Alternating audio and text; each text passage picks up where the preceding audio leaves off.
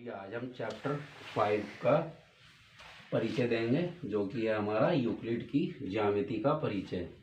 तो जैसा कि हमें नाम से पता चलता है कि ये यूक्लिड की ज्यामिति का परिचय। तो यूक्लिड कौन है? एक ये मिस्र के बहुत बड़े गणितज्ञ थे जिनका नाम यूक्लिड था। तो उन्हीं के नाम का ये उन्होंने जो ज्यामिति के लिए कार्य किया, जो उसमें खोजबीन की, तो उसके बारे में हम परिचय देंगे।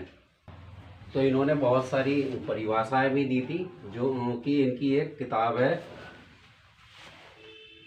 जिस किताब का नाम है एलिमेंट्स। उसमें कितनी परिभाषाएं दी हैं इन्होंने? 23 परिभाषाएं उसमें परिभाषित की हैं। और लेकिन हमारी जो 9th क्लास की एनसीईआरटी की बुक है उसमें केवल 7 बिंदु हैं जिन्हें हमें परिभाषित करके आपको बताने हैं। तो देखिए, इसमें पहला बिंदु है हमारा, एक बिंदु वह है जिसका कोई भाग नहीं होता। तो बिंदु देखिए, अगर हम इस चौक को इस तरीके से रख दें तो क्या बन जाता है? एक बिंदु, एक पॉइंट बन जाता है। तो इसका कोई भाग नहीं होता है। इन्होंने यही कहा है इसमें, एक बिंदु वह है जिसका कोई भाग नहीं होता। अब देखिए दूसरा पॉइंट क्या है इनका, एक रेखा चौड़ाई रहित लंबाई होती है। एक रेखा क्या, जैसे हमने ये एक रेखा बनाई, तो इनके हिसाब से इनका कहने का मतलब है इस रेखा की केवल लंबाई होती है, चौड़ाई नहीं होती। इस तरीके से कोई चौड़ाई नहीं होती, केवल लंबाई होती है। ठीक है ना। अब इनका तीसरा पॉइंट है, एक रेखा के सिरे बिंदु होते हैं। अब देखिए, कोई भी रेखा हमें बनाने के लिए 2 पॉइंट चाहिए। एक क्या होता है? स्टार्टिंग पॉइंट, और दूसरा एंडिंग पॉइंट। तो इनके हिसाब से मान लीजिए हमने यहाँ स्टार्टिंग पॉइंट से शुरू किया और यहाँ तक हम ले करके गए, तो यहाँ से और यहाँ तक हमें लाइन ले जाने के लिए कितने 2 बिंदु चाहिए ही चाहिए होंगे। तो यही इन्होंने इस बिंदु पॉइंट में कहा है कि एक रेखा के सिरे बिंदु होते हैं। एक रेखा, एक सीधी रेखा ऐसी रेखा है जो स्वयं पर बिंदुओं के साथ सपाट रूप से स्थित होती है। तो इनका कहने का मतलब क्या है, ये जो रेखा है ये बहुत सारे बिंदुओं से मिलकर बनी होती है। अब अगर ऐसे बिंदु बिंदु लगाते चले जाए हम, तो क्या बन जाएगी? ये एक रेखा बन जाएगी बिंदुओं से। तो इसका कहने का मतलब यही है कि एक रेखा, एक सीधी रेखा ऐसी रेखा है जो स्वयं पर बिंदुओं के साथ सपाट रूप से स्थित है। मतलब ये है कि ये बिंदु बिंदु लगाते चले जाएंगे तो हमें क्या मिल जाएगी? एक पूरी रेखा मिल जाएगी। इस पॉइंट का यही है कहने का मतलब। अब इनका 5वां पॉइंट क्या है? यूक्लिड के हिसाब से एक पृष्ठ वह है जिसकी केवल लंबाई और चौड़ाई होती है। पृष्ठ क्या होता है? सरफेस होती है।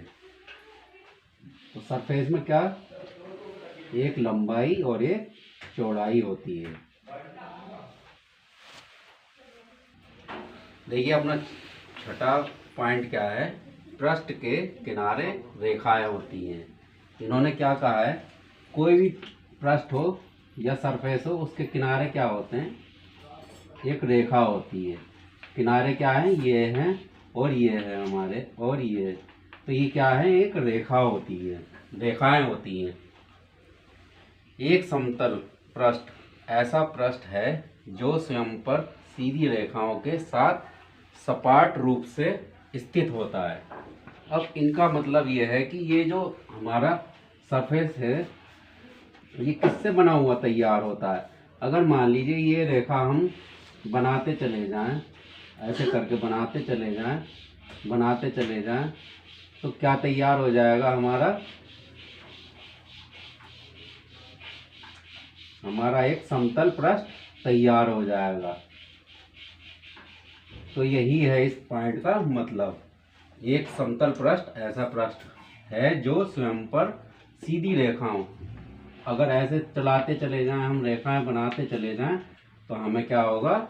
एक समतल पृष्ठ तैयार हो जाएगा। यही इसका मतलब है। अब देखिए, जैसे यूक्लिड ने किस शब्द का प्रयोग किया है इसमें, बिंदु में भाग का। अब बहुत सी चीजें हैं जिसकी इन्होंने परिभाषा को परिभाषित नहीं किया है, जैसे भाग है, बिंदु है, रेखा है, चौड़ाई है, लंबाई है, लंबाई चौड़ाई है। बहुत सी परिभाषाओं को इन्होंने परिभाषित नहीं किया है, क्योंकि ये सोचते थे कि अगर ज़्यादा परिभाषाएं देंगे तो बहुत सारी परिभाषाओं की श्रृंखला तैयार हो जाएगी, जो कि ये करना नहीं चाहते थे। तो इसलिए इन्होंने इन चीज़ों को परिभाषित नहीं किया है। देखिए, यूक्लिड ने हमें आगे क्या दिया, अभिगृहित दिए कुछ, जिन्हें अंग्रेजी में क्या कहते हैं, एक्सियोम्स। इन्हें सिद्धांत भी कह सकते हैं। ये कहाँ लागू होते हैं, ये मैथमेटिक्स में लागू होते हैं, मैथ में।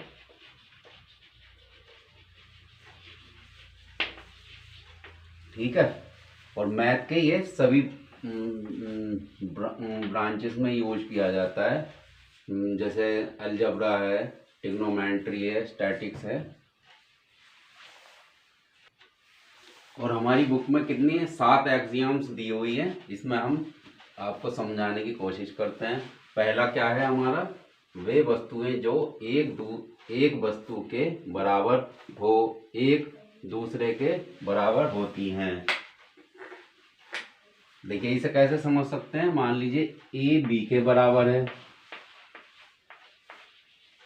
कोई दूसरी वस्तु क्या है, सी है, तो सी बी के बराबर हो। मान लीजिए सी बी के बराबर हो, तो क्या होगा, ए और सी भी बराबर होंगे। तो क्या होगा, ए और सी भी बराबर होंगे।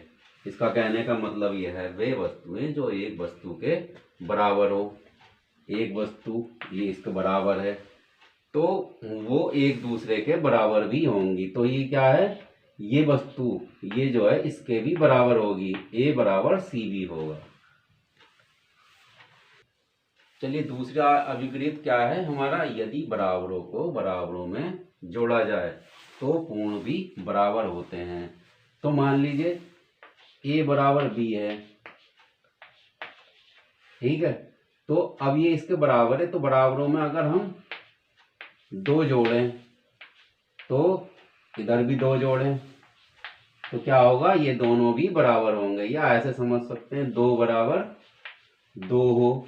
अगर ये दोनों बराबर हैं, अगर दोनों बराबरों के बराबर में जोड़ा जाए, अगर 1 जोड़ा जाए दोनों के बराबर, तो देखिए ये बराबर ही तो होंगे। हमारा उत्तर क्या आया, 3 आया। तो ये क्या हुआ, दूसरा नंबर, यदि बराबरों को बराबरों में जोड़ा जाए तो पूर्ण भी बराबर होता है। अब ये बराबरों में बराबर जोड़ा, दोनों तरफ एक ही एक तो जोड़ा है हमने, तो जो पूर्ण क्या आया हमारा, 3, इधर भी 3 आया, उधर भी 3 आया। तो इन्होंने यही बताया है।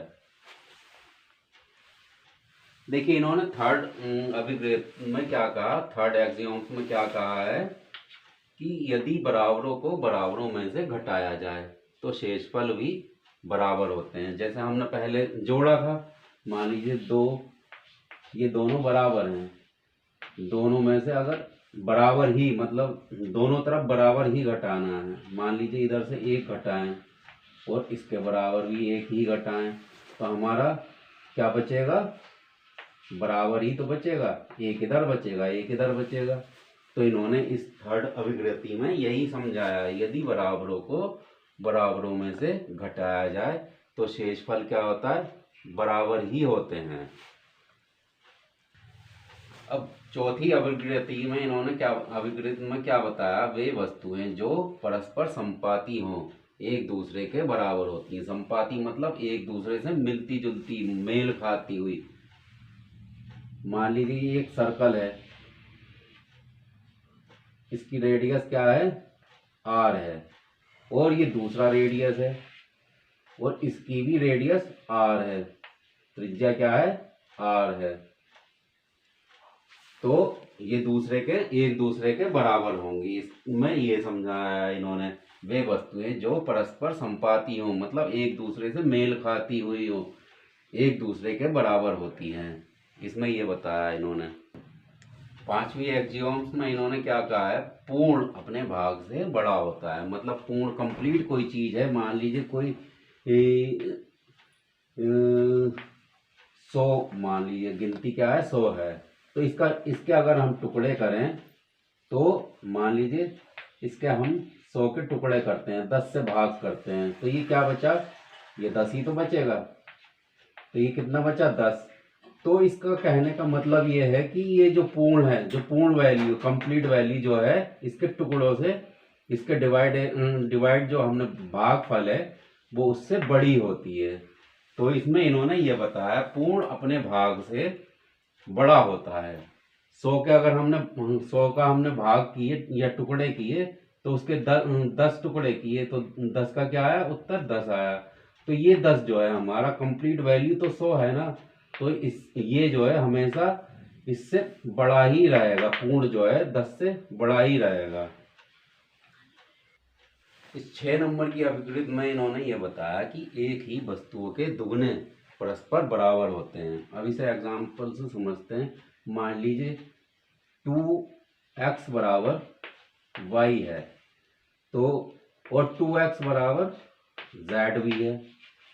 ठीक है, ये एक ही वस्तु है, ये जो है इससे दुगनी है और ये z से भी दुगनी है। तो इसका कहने का मतलब क्या हुआ, जब ये दोनों आपस में बराबर हैं तो ये भी अब बराबर होंगे, y बराबर z होगा। ठीक है ना, ये 2x बराबर y का है, तो और 2x बराबर z भी है, ये इसके बराबर है, ये इसके बराबर है लेकिन ये 2x के ही दोनों बराबर, तो ये क्या होंगे, y z के भी बराबर होगा।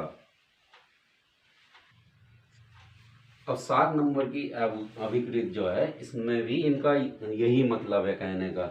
मतलब जैसे उसमें क्या था, 2x बराबर y था और 2x बराबर z भी था, और ये आपस में क्या थे, y और z बराबर थे। तो इसी तरह क्या होगा, अगर मान लीजिए 1/2x बराबर y है और 1/2x बराबर z है, तो इसी तरह y बराबर z होगा। मतलब इसका आधा इसके बराबर होगा z के। ठीक है ना, तो इसमें आप देख सकते हैं कि ये हमारी पिछली अभिकृति में क्या था, ये दुगने के बराबर थे, दुगने के बराबर ये हैं, तो ये आपस में बराबर थे। अब इस अभिकृत में क्या है, ये आधे के बराबर होंगे, वो दुगने हैं, ये आधे के बराबर हैं। इस 6 नंबर की अभिकृत में इन्होंने ये बताया कि एक ही वस्तुओं के दुगने परस्पर बराबर होते हैं। अब इसे एग्जाम्पल से समझते हैं। मान लीजिए 2x बराबर y है, तो और 2x बराबर z भी है। ठीक है, ये एक ही वस्तु है, ये जो है इससे दुगनी है और ये z से भी दुगनी है। तो इसका कहने का मतलब क्या हुआ, जब ये दोनों आपस में बराबर हैं तो ये भी अब बराबर होंगे, y बराबर z होगा। ठीक है ना, ये 2x बराबर y का है, तो और 2x बराबर z भी है, ये इसके बराबर है, ये इसके बराबर है लेकिन ये 2x के ही दोनों बराबर, तो ये क्या होंगे, y z के भी बराबर होगा। अब 7 नंबर की अभिकृत जो है, इसमें भी इनका यही मतलब है कहने का। मतलब जैसे उसमें क्या था, 2x बराबर y था और 2x बराबर z भी था, और ये आपस में क्या थे, y और z बराबर थे।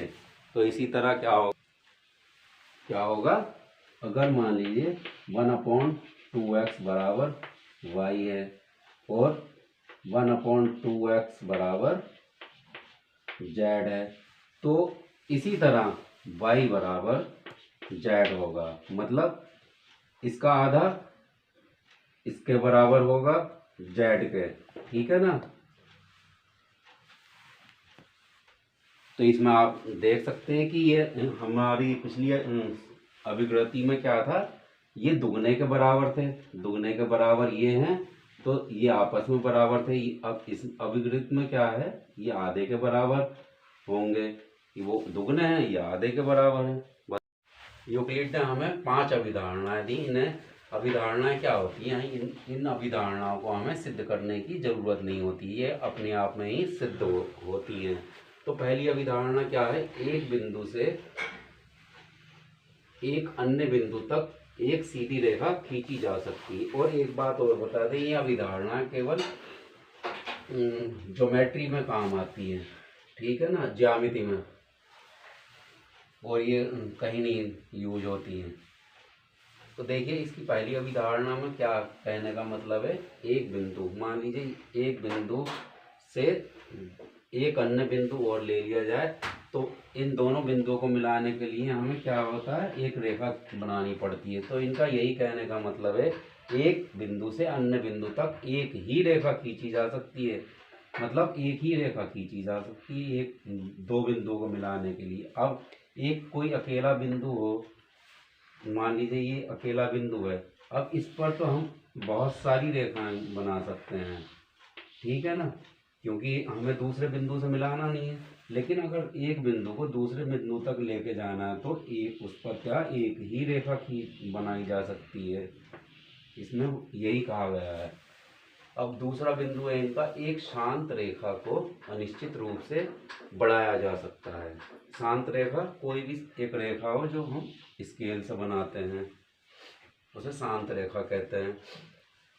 ये एक शांत रेखा है। अब अगर इन दोनों को हम बढ़ाना चाहें, इसके सिरे से इधर और इधर दोनों तरफ हम बढ़ा सकते हैं, क्योंकि इसकी लंबाई कोई अभी निश्चित नहीं है। अगर ये लंबाई निश्चित नहीं है, तो इसका मतलब है हम इसे इधर भी और इधर भी अनिश्चित रूप से बढ़ाया जा सकता है, जितना हमारा मन करे या जितनी हमें ज़रूरत हो बढ़ाया जा सकता है। अब तीसरी अभिधारणा में क्या कहा है इन्होंने, किसी केंद्र को मानकर और किसी त्रिज्या से एक वृत्त खींचा जा सकता है। मतलब एक केंद्र माना हमने, और कोई भी हमने त्रिज्या ली, जैसे इन्होंने कहा है त्रिज्या ली 1 सेंटीमीटर, 2 सेंटीमीटर, 3 सेंटीमीटर, जो आपका मन करे वो ले सकते हैं। तो इससे क्या बना सकते हैं हम, इससे वृत्त बना सकते हैं।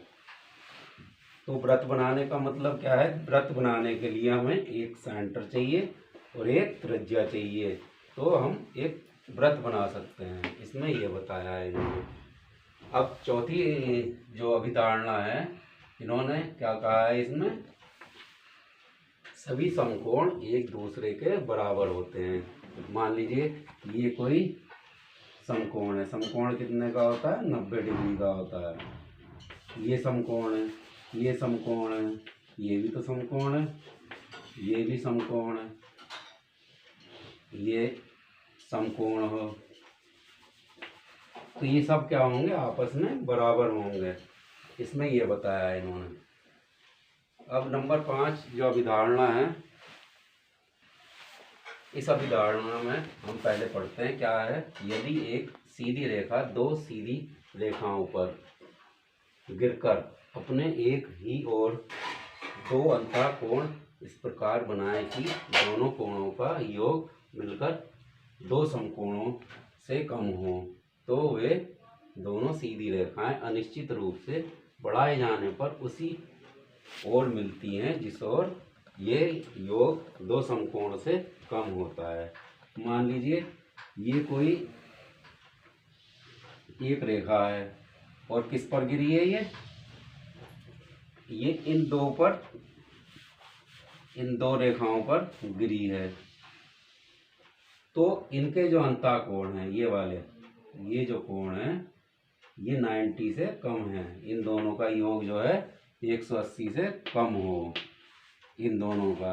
और इन दोनों ये जो दोनों कोण बने हैं इनका योग 180 से ज़्यादा हो। तो इनका कहने का मतलब है कि अगर इन दोनों रेखाओं को हम आगे की ओर बढ़ाएं किस ओर बढ़ाएं, जिस ओर 180 डिग्री से कम है। इनका योग जो है, इनका टोटल योग जो है 180 से कम हो, तो ये कहीं अनिश्चित रूप से आगे जाकर किसी एक बिंदु पर मिल जाएंगी। इसमें इन्होंने ये बताया है। अब इस वीडियो में इतना ही, अगली वीडियो में हम इसकी एक्सरसाइज लगाएंगे।